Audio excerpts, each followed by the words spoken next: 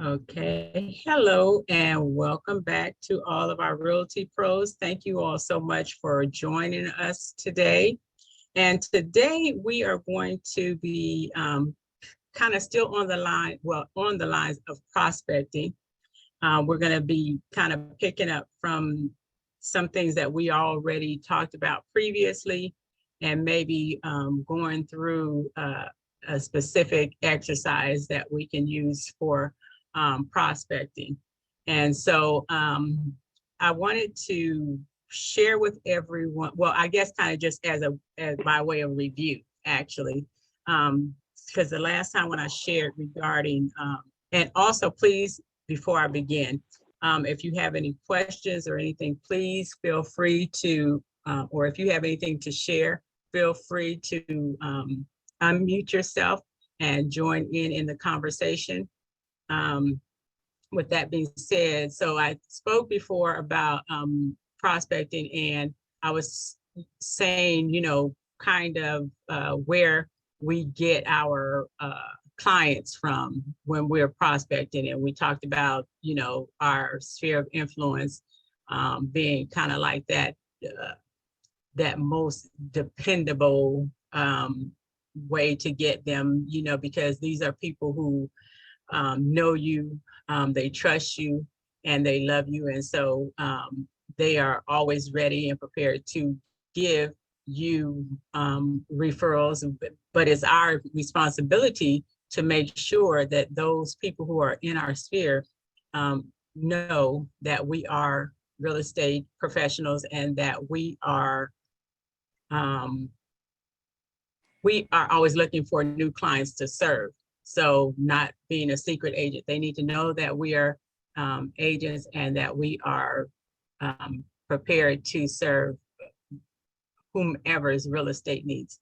And then we also had those people that maybe perhaps we got from as a result of the sphere of influence, those people that we meet from those. So we know people who know people that will then refer clients to us. And then we also, there's another whole pool of people that perhaps we have, well, not perhaps, we have never met before, don't know anything about them. We're going out and we're looking for those people. And we're trying to see, there are people who need our services, people who need a realtor. That those are people who perhaps are renters. And we'll look at how we can find renters today. There are people and people who are renters, they're already showing you what they can afford in a home. Okay. So if we are looking for, we can look for a specific group, whatever group that you are targeting. They tell you a lot about themselves, about where they live, what they're paying for in rent. So you kind of have a head start on them and how we're going to be able to reach out to them and connect with them and provide a service for them. And then also another group, maybe those that are first-time home buyer. Well, the renter could possibly be a first-time home buyer, but maybe not. Maybe they're living at home with their parents, or in some other way they have accommodations, but they're looking to purchase for their first home. And then maybe we have people who are downsizing and or moving into their dream home. And so those people, we also want to be able to get in contact with, and we want to make connections with, so that we can, again, provide a service for them. Is there any questions at this point, or are there any comments, anything anyone wants to chime in on and share? Yeah, hi, Lisa. So, hey, everybody, this is Shay. I just wanted to say, listen, one of the things a couple of things you said that really, always something that I'm going to remember about how we started and grew our business was we didn't discount what we thought was small things. And so a lot of times when people think about renters, they think, maybe that's not something that we do in real estate. Well, the interesting thing was when I first got into real estate, a lot of people discounted real renters.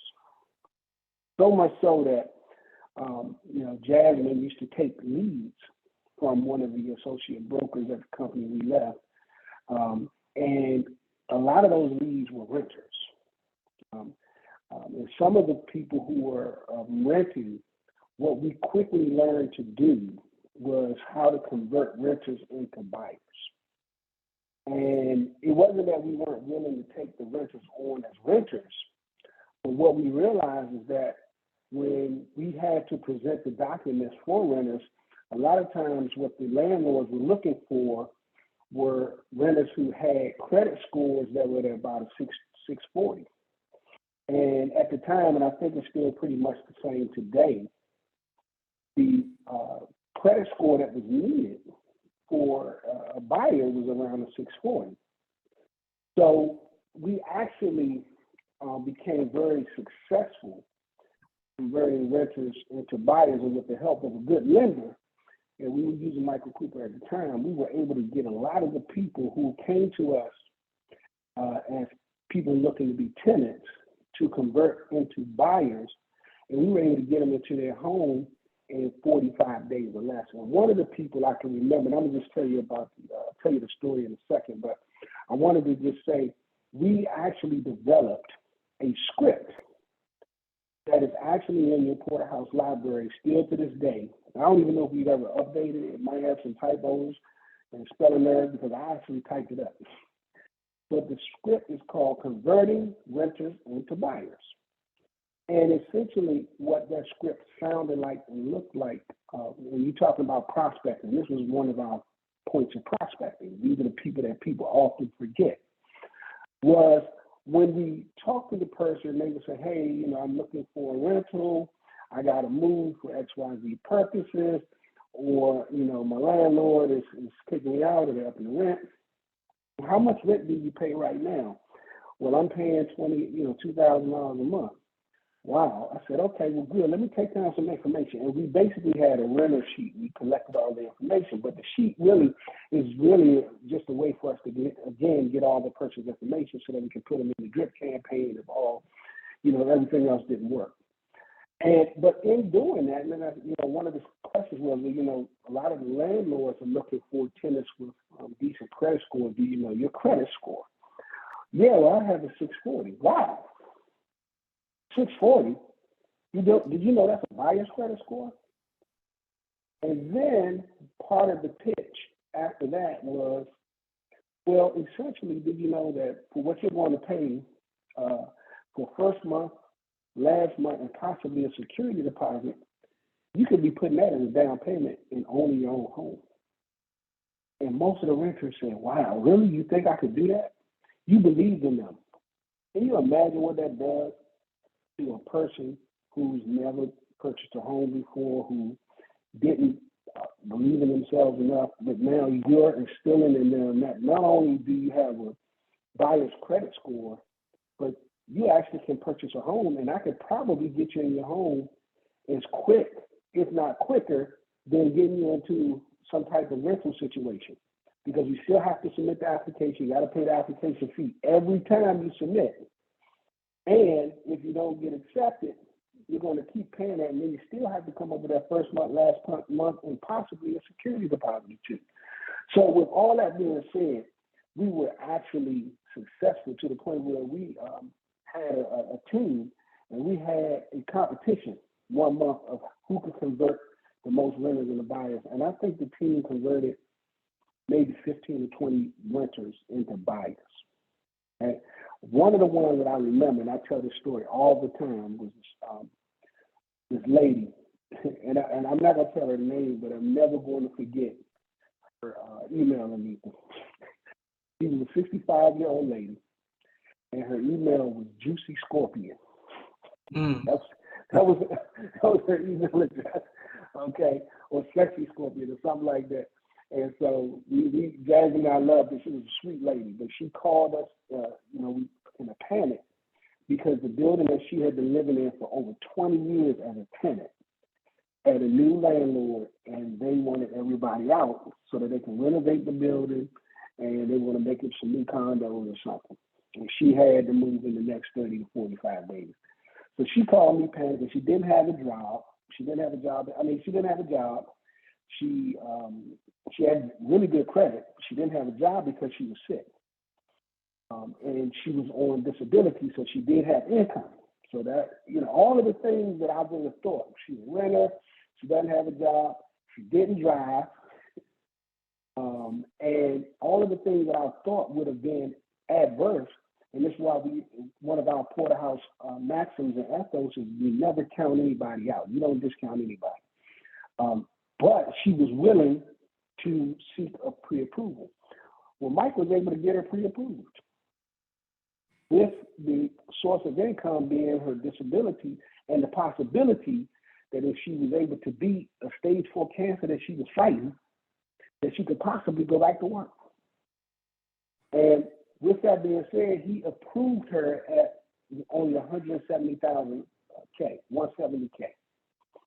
And when he approved her with the $170K, she said, one of the first things she said, listen, maybe I should just go ahead and rent something. She said, who can find a house at $170,000? And I remember Jasmine said to her, all things are possible if you can believe them. And when she said that to her, she was very excited, and we started looking for a house. And once I found her this house, it was unbelievable. Everything in the house, Anita, everything from top to bottom had been totally renovated. And she only needed a 1-bedroom. She only needed 1 bathroom. She lived by herself. She ended up with a 2-bedroom, 2-bath home. Everything in there was fully renovated and brand new, from top to bottom, the walls, everything. The appliances, the house was impeccable. They even threw a deck on the back of it. She got that house for $165, and it wasn't a condo; it was a townhouse. And she moved into that house in 45 days. Again, she had no car, so she had to wait on rides to get around. But it was amazing to us because we saw how God worked everything out. Just because we did not discount the renter that she was, we didn't discount any of the factors that she was dealing with, her health. We didn't discount the fact that she possibly wouldn't be able to go back to work. We didn't discount any of those things. But what we did was we continued to push on, we continued to believe that we did our job. And that's what we want to make sure that everybody in Porterhouse keeps that same mentality. Just do your job. Just do the things that we're training you to do, and believe that you can close any deal, no matter what happens, and push towards that end. So that's all I wanted to say. I really wanted to share that. I like sharing that story, especially when we're talking about prospecting and we're talking about, renters and things that people might not find as exciting. Those are the most exciting transactions to close because you make a friend for life. And that person, then can you imagine how many leads we receive from that one person who tells this story in such a way? Oh, they believed in me and I was going through this and they would fight for me and they did this and they did that. Can you imagine when you have that type of person that will show up to your home buyers expos and do a testimony and will write you a testimonial so that you can put on your website, and they just spell out the whole thing of how they were in a situation and you are the only people that believe in it. It's a beautiful thing. And that's who we are at Courthouse. And that's all. I'm sorry, I took over a little bit, but I just wanted to share that, Mr. Beacon. Thank you, Mr. Porter. And actually, I do recall you sharing that story before. And yeah, that was, well, it wasn't amazing. It was something that, because again, your mentality and your thought process is, like, I'm not going to just be, she seems like a nothing, but everybody is somebody. And so that, because you appreciated who she was, you were able to serve her and, then, get her the house that she probably maybe initially didn't even think she could get herself, And from that, I'm sure she has nothing more than good things to say about you, and is, will refer people to you for a lifetime. So that's really, that's what it's about. Cremon had said also, he put in the chat, you have a buyer's credit. He thought that. So also to remind everyone, those scripts are in the in Brokerman under, I think it's under renters actually, because I just recently saw it. So yeah, check those out, and yeah, we don't want to, don't assume that you know someone's circumstances. You need to listen to people and kind of hear what they're saying, and then figure out how you're able to help them where they are, because this may have been, well, for her, it could have been her first house, or she may, in the future, who knows, decide that, she wants to do something else. Or if not that, at least that your name is good with her, and that she'll always be passing that information on.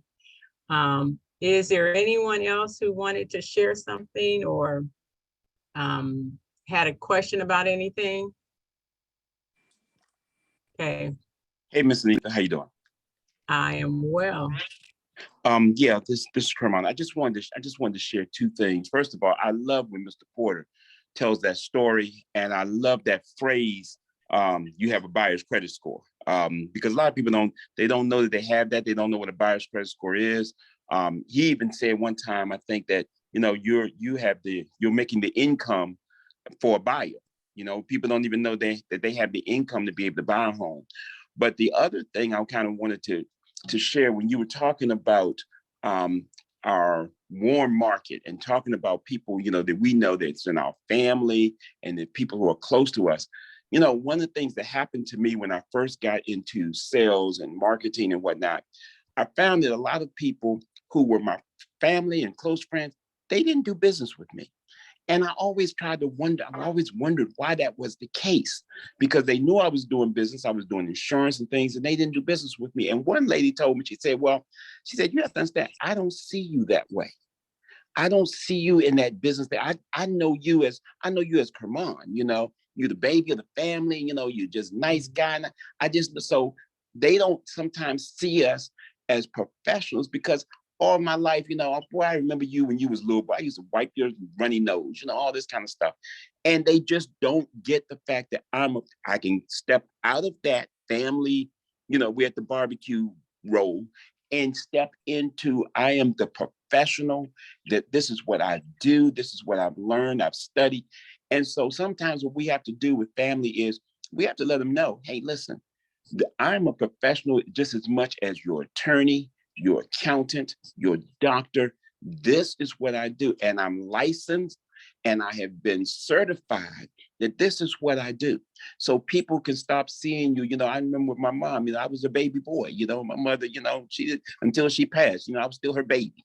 And, and I love that, because I was so glad just to have her. But when it came to business, one of the things she said, okay, we sat down, she said, okay, now we're going to take off the baby boy hat. This is business. And so that's what I think sometimes we have to do with family. So if you ever were wondering why sometimes family would go to somebody else, or they would, and of course, I know a lot of times it's with people don't want you to know their business, and we have all those things going on. But a lot of times is they don't see you that way. And you have to change that narrative. You have to change that focus on how people see you. So that's the only thing that really came to my mind when you were sharing that. And Cameron, if I could, Mr. Leaf, I can jump in there. Cameron, you said a mouthful, and this is something else, guys. Cameron pointed out a very important and interesting fact about our warm market, our sphere of influence, our family members, our loved ones, and how they may not see us as the business professional that we are. And one of the tricks, Cameron, is you got to remember that perception is reality. So you could be at the family cookout and you hear somebody over talking about business. Say, hey, let me invite you out to my office on Tuesday. I want you to meet my broker. I want you to meet my owner. I want you to meet my real estate. Bring them to talk to one of us, and then that way, and you come dressed professionally, and in that way, that image then is transferred. And then what we'll do is we'll help sell you and say, hey, Caramon is one of our best buyer's agents. So you're really in good hands. And I've done that with you on several occasions, even when you were brand new, Caramon. It's really about, remember, we do sell properties, but the most important thing that you can sell as a real estate agent is what? It's yourself. You got to sell yourself. And sometimes you can't sell yourself to your family. Even the Bible talks about Jesus. He said he couldn't do many miracles amongst his family. But, you have an advocate in me. You have an advocate in Jasmine. And so, or even Anika.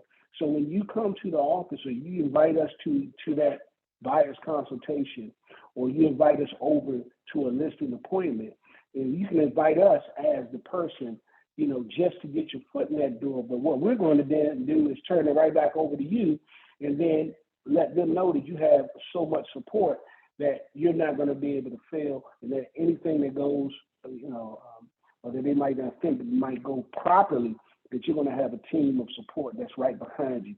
So we're going to always be selling you guys, and that's why we call you Realty Pros. When you come to Porterhouse, you're only new for a very short period of time, and I think Clement is on the line. You've been around, Clement, but you're only going to be new for a very short period of time. Once you learn our systems and you know the Porterhouse way, we're going to throw you out there, and we want you to make sure that you don't let that comfort zone of, hey, I'm new, attach to you, because that'll become like a crutch that you'll carry. So we'll always support you guys in whatever you need to do, especially in warming up to that warm crowd, as Caramon talked about. And if I can piggyback on that, only thing I can say too is that's exactly what Mr. Porter did when I brought the client in. The edification that he gave me, I was trying to edify him as being the owner, and Mrs. Porter's being the broker, and he did that. He just came right back on me. So I was like, oh, I must be all right. Mr. Porter's saying that I can do this and I can do that. So it made me feel good, but it also made my client, and I could see in their eyes when he was talking, that they start to see me in a different light. So I remember that, Mr. Porter, when I brought him to the office. First of all, when I brought him to the office, their eyes got big when they saw the office and they saw how everything was laid out. But when Mr. Porter started talking to them, you may remember this, you were doing a buyer's consultation for me. They really, I could see the transition where they really saw me in a different light. And it made all the difference in the world. So I just want to thank you for that. It helped me a lot to understand, what my role was. And he kept telling me, saying, you're not new anymore. You're not new. And even though I felt I was new, one of the things he said was, but you still know more than the client does. You still know more than they do. So I remember that. So I just wanted to thank you for that. You're welcome, Caramon. And I'm glad this is being recorded, because you never offered me a tip or anything, Caramon. We'll talk about that offline. Oh boy. Okay. You got me. All right. Mr. Porter is always gonna get his. He said. Yeah. I'm gonna write that down, Mr. Porter. I'm writing it down. I got it. It's coming. It's coming. I appreciate it. I appreciate it. Yes. So yeah, that's really good too. And for us who maybe don't feel, because it's not necessarily about the experience, it's about your confidence level, and because just like Mr. Porter said, and Cremona as well, I mean, even if we think we don't know anything, we still know more than that potential buyer or even seller, because at least we went through the class, and not only did we go through the class, but we had to test. And so, we tested proficient in everything real estate, or in real estate sales. So, feel confident in yourself in that, and something else that, I thought Mr. Porter was going to say something else. Yeah. And something else that I like, um, or that I was thinking about was also too, because we talk to our families about everything, and our families and friends are the people that we speak with the most, and we will talk to them about everything except real estate. I mean, we will have a conversation, we will stay on the line for an hour, hour and a half with them and never say anything about real estate, And so it could be, that, they don't, they're not, again, it has everything to do with perception, they may not perceive Anita, that's you. one of my pet peeves. You know that. That's my pet peeve. We talk about everything. We don't talk about, we never mention real estate to our family. Go ahead, Right. Anita. You talking now. Right. So we don't, and we say, we hang up and we say I love you and everything, and haven't said anything about real estate, and at the very least, I mean, we should have conversations about real estate, because I mean, everyone needs some place to live, everyone needs a place to live. And but if we don't do that, and I think that we should absolutely do that. And then there's just some family members that, they may see you in that way, but they just don't, you know, you're not going to get everybody, and that's okay. But don't miss out on the opportunities that are available, So you may not get everyone, but don't miss out on the potential opportunities of those family, friends, or acquaintances that perhaps would have used you as their agent, if they had known that you were an agent. But definitely, I mean, everyone that all of your friends, your families, your acquaintances, if somebody says to you, hey, I was talking to my coworker and they had mentioned about, they need to find a rental, you get their contact information, because you need all of those people to be in at least two places in your, for tracking sake and for communication. And that is in in Boomtown and in Constant Contact. You need those people to be in those places, so that, even when you're not having an actual conversation with them, even though you're not seeing them at the family picnic or, the company spirit day or whatever, you're still they're still making contact with them. So yeah, uh, so we just need to be mindful of the opportunities that we have in front of us. And then even, I mean, I've like had been in, I remember I was in, I think it was Ross, and it was this two girls that were in there, two ladies that were in there, and they were talking, and one lady was talking about saying something about a house. And, I'm just standing there and I'm listening, and and it took a little bit for me, but eventually I went over and I just said to her, I said, I was just ear hustling, and I heard that you were talking about, and she was talking about renting actually, I said, I'm just going to be honest. I said, I was ear hustling. I heard you talking about, getting, needing a place to stay or renting or whatever, And I asked her, I said, hey, I let her know that, I'm a real estate agent, and I would love to talk to her and kind of see where she is and see what I could do to serve her. And she gave me her information. And I reached out to her, and initially she did not respond back to me. So I did have good information, but she didn't respond back to me. And then it probably was seriously like maybe a year later or so.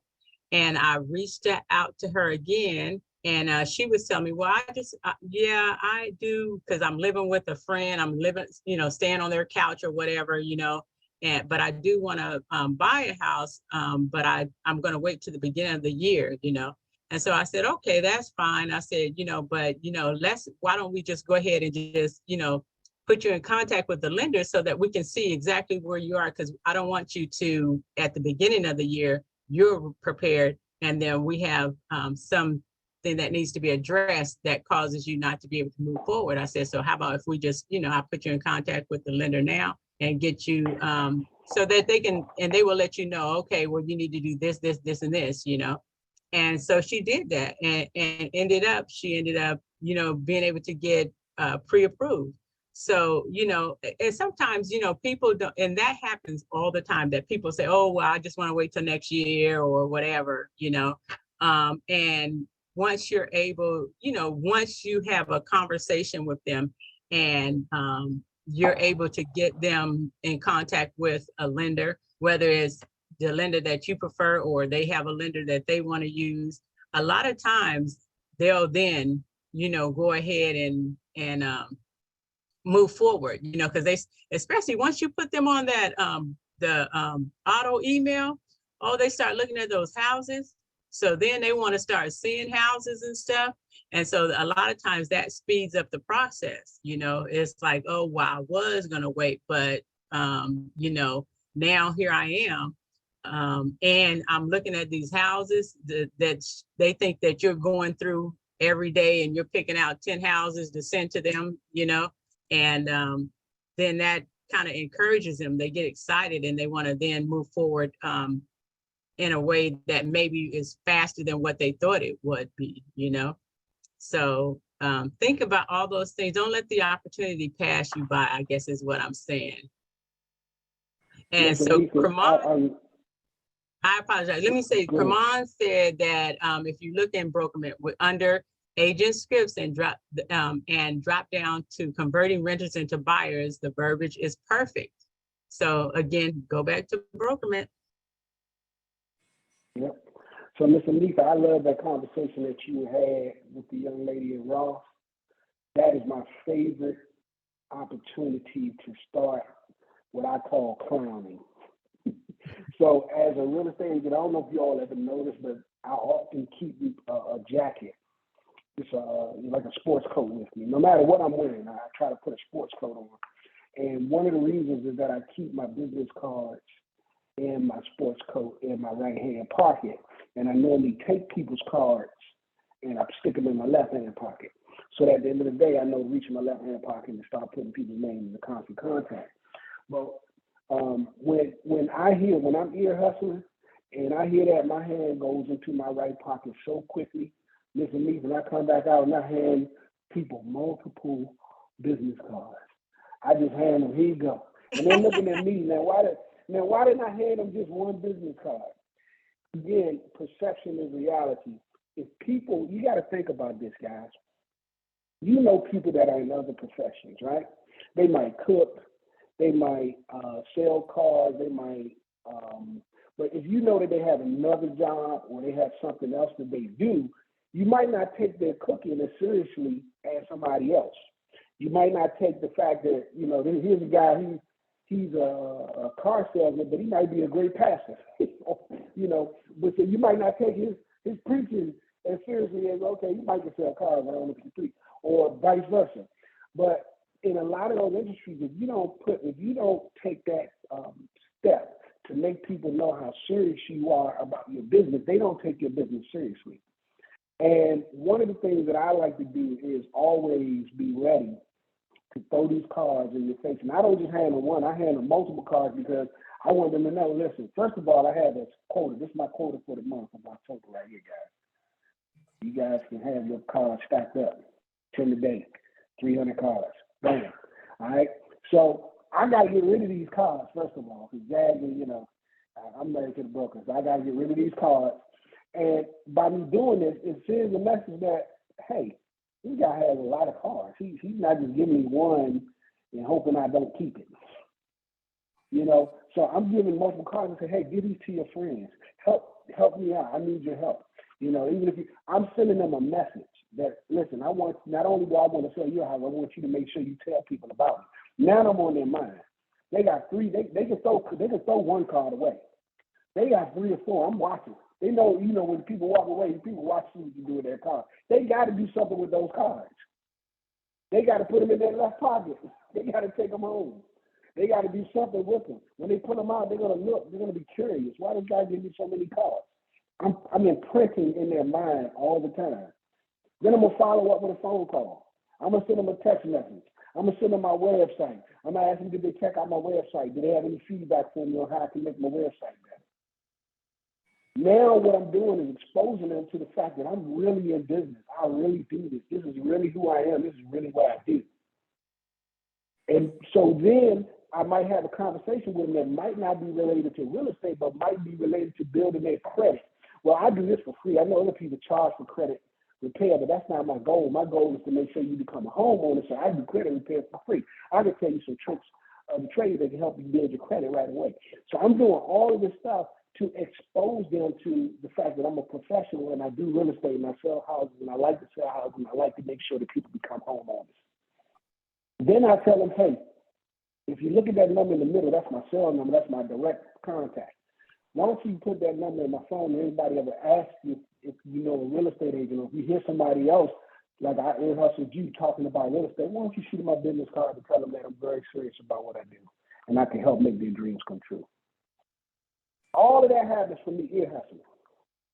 First $1 million contract that we ever got at Porterhouse in Jasmine, when I first started doing real estate, was sitting at a table ear hustling a couple next to us. And they were doing the exact same thing as Anita. They were talking about, real estate. And I leaned over, I said, the best real estate agent in the whole city is sitting right next to you. And they said, who's you? I said, no, not me, her. And again, I'm selling her because it's easier for you to sell. That's why I like when we tell you to have an accountability partner. It's easier to sell somebody else, and it's almost like you pubbing them. You're giving them clout, and that's gonna make people think, this person is saying something good about him. That's the best form of advertisement. Is word of mouth. I'm giving her clout. And then she starts talking about the real estate market and talking about this, and they start to feel comfortable, and she hands them a whole bunch of cards. And then now they want to have a meeting. They come to the office. They see that you're professional. Then they start to expose the whole portfolio. In addition to the $1 million house, they had a property in Baltimore that they were renovating and they were going to flip. And they had another property that was a storefront that they owned, an apartment building, and it was so much property that they owned. And had we not been there to ear hustle and not been afraid to not be a secret agent, we would have left all of that on the table. And that one property, I put it this way, we wrote that offer. We met those people on a Tuesday. We listed that property and had it written up by that Friday. We put it on the market that Friday evening and went to dinner, and we had an overpriced offer with a $60,000 AMD before we sat down at the table. All from the ear hustler. Just while you're walking around shopping or going to the movies or going to the mall or going out to eat. Wow. These are all opportunities to prospect. And most of us do it every day. And we talk about everything else except, as Ms. Amika said, our real estate business. And that's why nobody's going to take you seriously. I wouldn't take you seriously. If all I knew about you is that, you was a shoe salesman, but you told me you also worked at the Lexus dealership. Well, I don't think you're a great Lexus dealer because you talked about your shoes first. So I like to lead in with real estate. People say, how you doing? The business is going great. The market is incredible. A lot of people are buying and selling right now, and they know the interest rates are going up, but it's still the lowest interest rates in history we're seeing. And they're like, what are you talking about? Oh, I'm talking about business. I thought you was asking me about business. I lead in with that. And they know sometimes I'm being facetious. People know me. Sometimes they know I'm pulling their leg, but they know what I'm doing. I said, you haven't called me. You haven't given me one lead. You told me you was going to invest in some real estate. You haven't done anything. I told you to get a line of credit. I'm always telling people about things they can do to get money so that they can buy real estate. Dr. LLC, you said you're going to invest. I know you're a homeowner. You ready to sell? Do you want me to send you a CMA? I'm always asking them questions. And it's real easy. It's so easy to have those casual conversations that lead to actual transactions. Matter of fact, as we're speaking, one of the people that I'm talking about, I beat him, and we had my fraternity had a popcorn competition. We were selling that. You all have heard about the Double Good popcorn. Well, this guy he was winning, and he was winning big. So I said, look, the only way to beat him is I got to watch everything he's doing. I do the same thing. So he made a video, I made a video. He did this, I did. He started calling people, I'm calling people. And he said, man, why don't you leave me alone? I want to be at the top all by myself. I said, I'm going to beat you. I'm going to beat you. I said, if I beat you, you got to buy a house. It was a joke, but I said it. And so I actually won. I won the competition, the popcorn competition. And he said, all right. I said, now you got to buy a house. He said, you know, my wife been talking to me about getting a house. I guess it's time for me to get a house. He got pre-approved. This was over a year ago. He's closing today. And as a matter of fact, in about 3 o'clock, he's closing at 3 o'clock today. That's a wonderful thing. And it's just me always leading with real estate, guys. He's closing today. And not only that, his brother is an investor. He has some investment properties that we already have closed in Baltimore.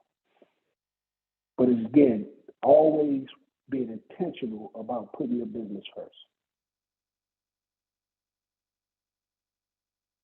Great. That's all I want to say. Wow. Okay. That's great. And that was a competition on top of the competition, huh? Let's see. We have some comments in the chat. Always. I know, huh? Wow. Dee said, I was once told, do not buy from your own pocketbook. What does that mean, Dee? Meaning that, you know, when you're, like you were saying, don't discount people. Just because you can afford whatever it is that you can afford, and you think that that's, you know, what it takes for you to get into a house, doesn't mean that somebody else can't do something different.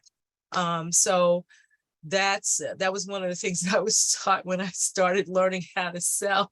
And it still takes a little bit, but you know, you are always saying that you're selling yourself as well as the services that you provide.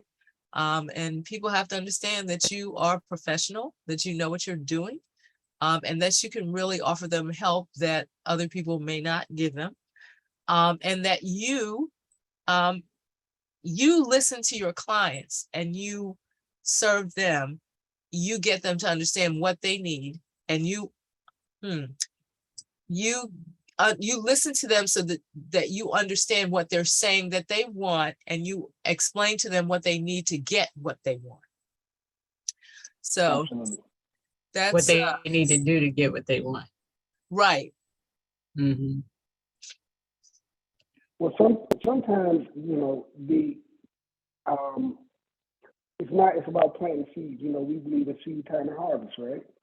So sometimes people don't even know that they want a property, or they're not even thinking about buying a property, or it's just not something that's in the forefront of their mind. I like to plant that seed in the forefront of their mind, so that it becomes something that we need to do in the very near future.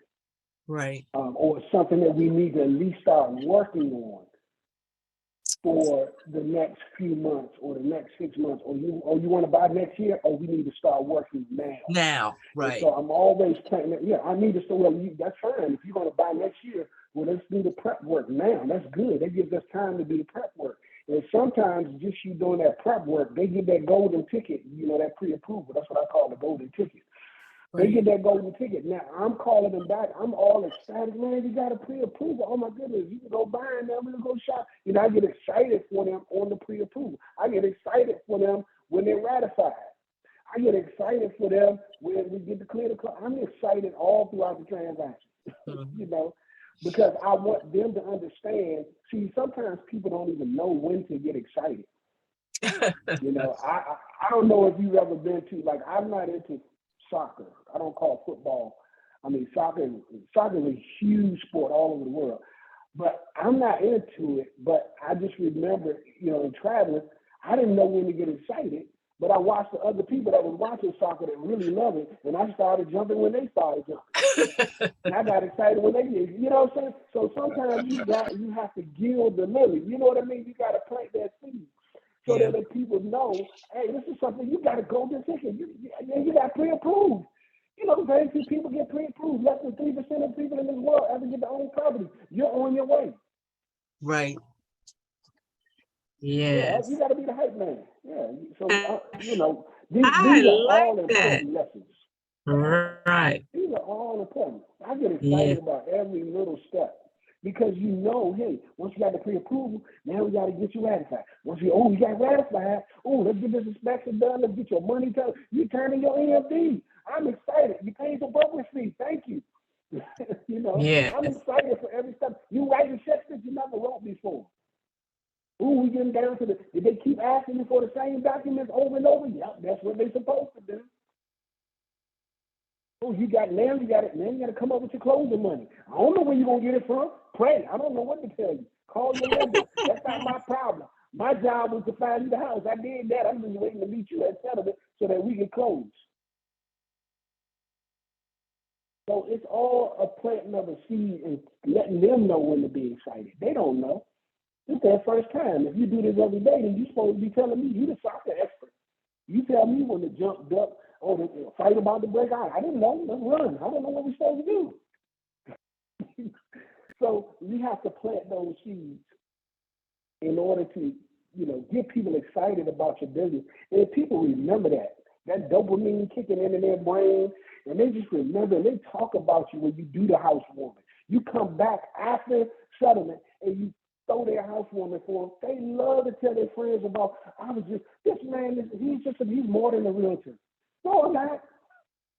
I'm just excited. I'm excited, lady. You got a house. You got a house. I got paid. I did my job, and now I get to meet all your friends. Tell them all about me. How much do you love me? I love it. I love it. I love it. I love it, Mr. Porter. Yeah. So because you know what, I really love that approach as far as getting excited. Because if you don't get excited, I promise you, they're going to be nervous the whole way through. You know, and they'll keep saying that too. Ooh, I'm so nervous. Oh, and you have to just keep reassuring them, you know, oh yeah, this is it, you know. Whereas if you're excited about it, and when they tell you I'm on this step, you know, and even if it's the step, ooh, I gotta write a check for $10,000. Ooh, I'm excited for you. We are one step closer. I love that approach. I love it. Yeah. So we need to be excited for hey, them. Mr. Niecy, you got a compliment. Woo, you said that 20,000 there. That you big money now. You rich.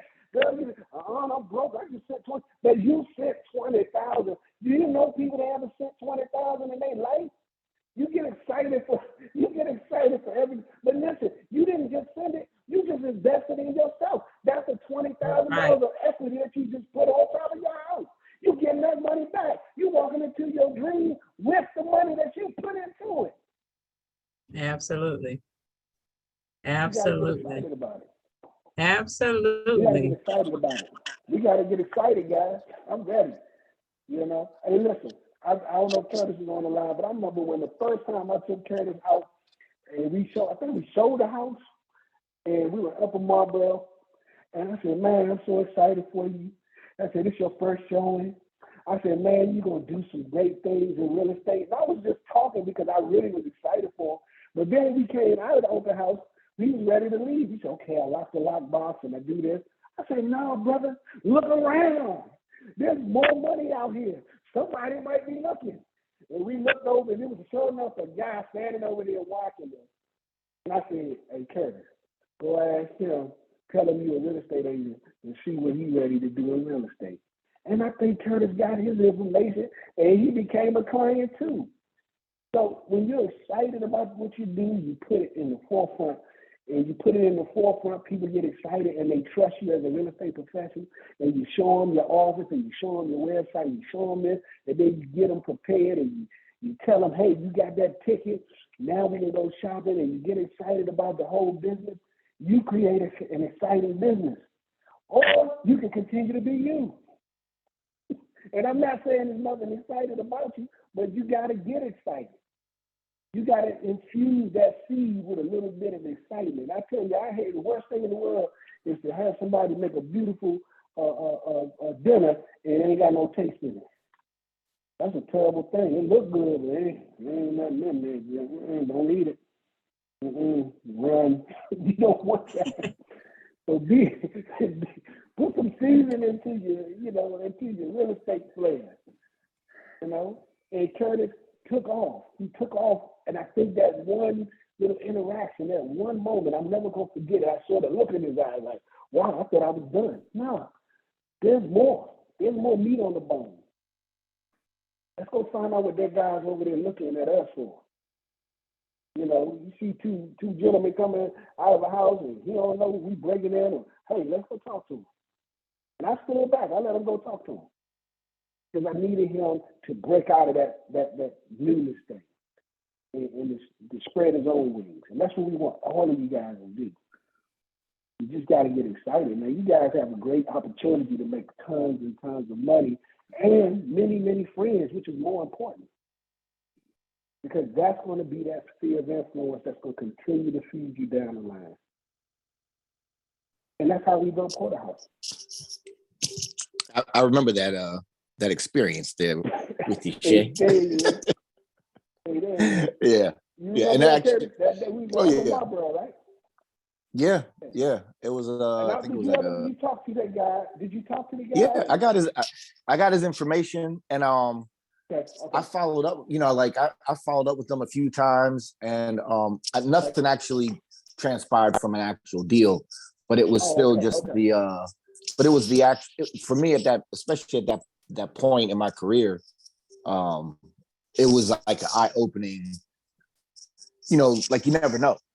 You know what I mean? Like you don't know until you ask, or you make the attempt to.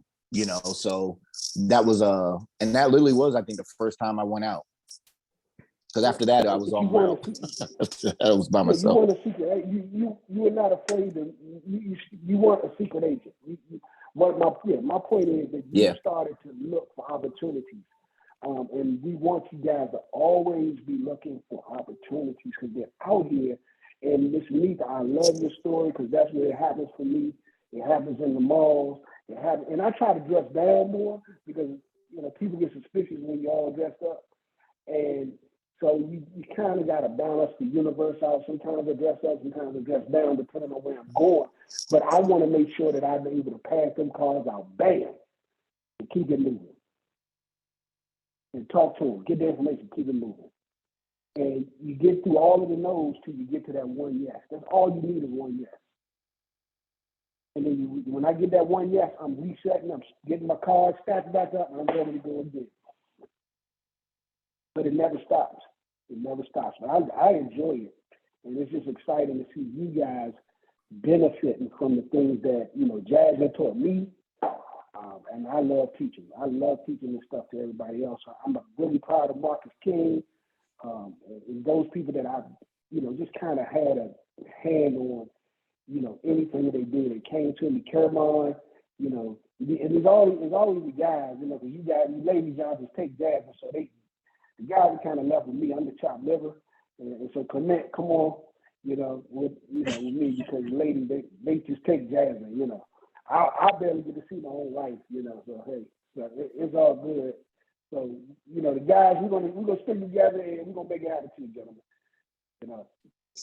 Hey, yeah, I have to jump in real quick and say, just share the power of writing the letters from the clients to the seller. So that closing today at 3:00, I'll be meeting with the buyer, and the actual seller literally adjusted her schedule and wants to meet. She wants to actually meet the buyers in person because she wants to meet the person that actually wrote such a warm and lovely letter. So that was a huge factor in them accepting that offer. And wow. I wrote the letter. So I had to prep the buyer today at the walkthrough. I was like, the owner actually wants, because it's an estate, so it's an emotional kind of thing. I was like, the owner, in charge of the estate actually wants to meet, the author of the letter, because it really touched her. So I just want to give you that heads up now before we're sitting there closing and she's all, oh my gosh, that was so nice. So the letters do work, guys. So I was under the impression last year, and I guess I must be mistaken by this, but I thought we were told that we couldn't write them anymore because there was some policy that had come down about, that swaying the sellers, and it's not, it's like not a fair housing thing. And I'm like, now I'm confused. So please explain. The listing agent mentioned that as well. And at the time, I let her know that I wasn't aware of that. And I hope that, everything was okay. And she passed it on. Here's the thing, Curtis. Here's what I want you to always remember, brother. Sometimes, people come to you because you are a professional speaker, Curtis. You are world-renowned. You're an author. And sometimes they just need help with the wording to express the sentiments that they were trying to convey. Right. And that's all Curtis did. He consulted. Okay. Oh, there you go. Yeah, there you go, Curtis. Yeah. Yeah. Yeah. It's very if that's something that we need to look into, we'll make sure that we because it's okay for us to have a template or for them to have a template, but we want to make sure that we're following any rules that come down the line. So we'll make those adjustments if that's something that we need to do. D, you know how we are. So thanks for bringing that up. Yeah. So I'm still confused about why they're saying that we can't do that and we are still doing that. So I don't know who they is. So we need to find out who they are, and if they are the people that govern how we are to operate, then we're going to follow what they say. So I'm gonna do some research, and we'll find out who they are. Okay, I think I probably heard it in a class. They have been saying a lot of things forever, and I don't always know who they are. And we'll find out who they are, and then whoever they are, if they are the people that we need to listen to, that we'll listen to today, and we'll make our adjustments accordingly. Okay, right. That's it. That works. But for the moment that was effective for Curtis. But to be quite honest with you, I believe that, and I just feel like it was in a class as well. I believe that I did. I got that same information from they. They said that we'll make sure that we look at that because we want to make sure we're in compliance. Right, okay. Right. Exactly. Yeah. Exactly. So, okay. Hey, so this has been a wonderful Realty Talk. Is there anyone else who has anything they want to share? Any input from anyone else today? Is that the same day, Miss Anissa? Excuse me? Oh, they, yes. That's, no, this is a different day. This is a different day. Okay. This is the Porterhouse days. Okay. Yeah. So if there's no one else that has anything that they want to share or input, I wanted to remind everybody about the new agent training this evening. And it would just be wonderful if the trainer, or I'm not sure if it's going to be the trainer in the office this evening, or if it's going to be me in the office this evening, but it would sure be wonderful if we had some company with us.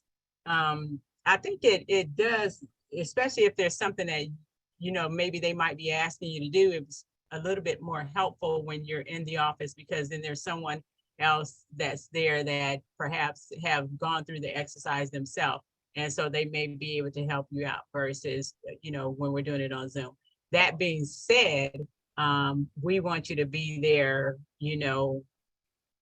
whether it is in person and or on Zoom. We want you to be able to participate. So we have we have a few people that'll be there tonight. Oh, okay, great. Yeah. Mm-hmm. Okay, great, I'll, great. I'll be doing it from home. I'll be doing it from home. Okay. This one, So, I was there last week all by myself, and I was lonely, looking out. No, but I have my son tonight, so I'll be doing it, but I'll be at home. okay, so I'll be here in the office, and Cremon said he'll be here. Cremon never lets us down. He's gonna make sure that we are taking care of the ladies. Now, you men, I don't know, but he's gonna take care of us. So Cameron is going to be there to avoid Thursday night football. Yeah, I'll try my best to be there as well. Yeah, this has been a very nice talk. I mean, as a matter of fact, there were a lot of refreshers in my mind when I was hearing Mr. Porter talk, and Curtis, of course, is an amazing speaker, and also Carmon. So, and of course, Miss Anita, you. So I thought you were gonna just leave me out. No. I thought that was a boy thing, a man thing. No, it is a very good. I'm just trying to listen to you guys and see how you do business and stuff like that, so that I can get acclimated with everything. I have a lot of stuff to learn. Learning never stops. And thank you so much for your input, the way you prospect. Years ago, I started doing it, to be honest with you. I did not do that for a long time, but yeah, it's, that's the way it goes. Yeah, if I want to be successful in this business. No, thank you for the reminder.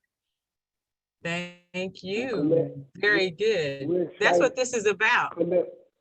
Yeah, we're excited about you guys, all of our newbies. We're excited about you, but like I said, the newbie thing will wear off real fast, because we're going to empower you with so many tools. We want you to get excited about the business you do.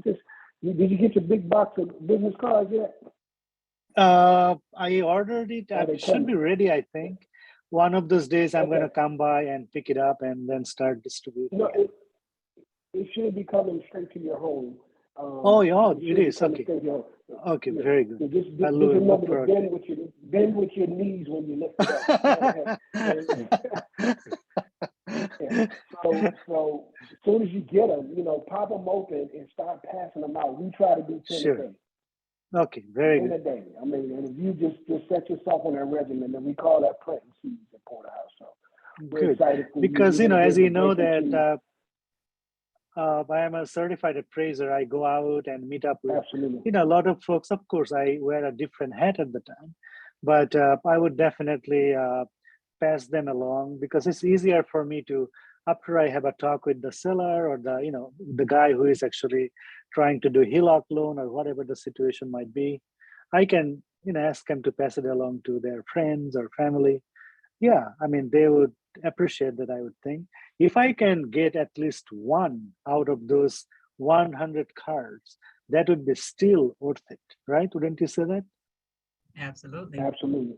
And then another thing, Clement, and I know we got to get off the phone, so anybody who has to go, I'm going to let you go. But anybody who, anytime you're in a situation where you're an appraiser and you're getting a cash buyer that you're doing an appraisal for, just think about this. That person is an investor. And if they're an investor, you probably want to become their real estate agent. On the buying side and on the selling side. And we're going to make sure we teach you some tricks of the trade. So that's the person that you want to capture, because they're buying multiple homes. So we want to make sure that if you use that avenue as an appraiser, and you try to catch those big fish that are coming to you for cash appraisals. Okay, very good. Wonderful. Yeah, that would be really excellent. Yeah, sure. Yeah. Definitely. Yeah. Next time I come in, I will make an appointment with you and Miss Jasmine. You don't have to wait that long. You don't have to wait that long. You got my cell phone number. Give me a call. 301-213-3561. I have your number. Thank you. I'll text it to you. There you go. Just give me a call. I'll walk you through. Okay. All right, sure. Thank you so much. I appreciate your help. You're welcome. Okay. We are beyond our time. And so we appreciate everybody, hanging on and hanging out with us. in today's Realty Talk. I'm going to go ahead. I'm going to stop the recording. And I'm also going